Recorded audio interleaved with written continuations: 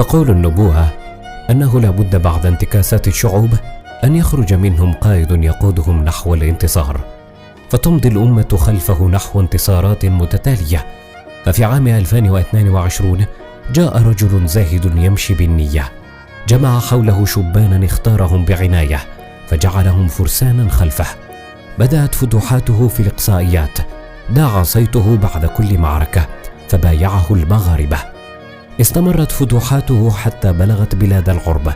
كانت بلاد العرب محط أعين كل من البولنديين والبلاجكة والسكان الجدد لأمريكا الشمالية، والعدو التاريخي لأهل المغرب سكان الأندلس الإسبان.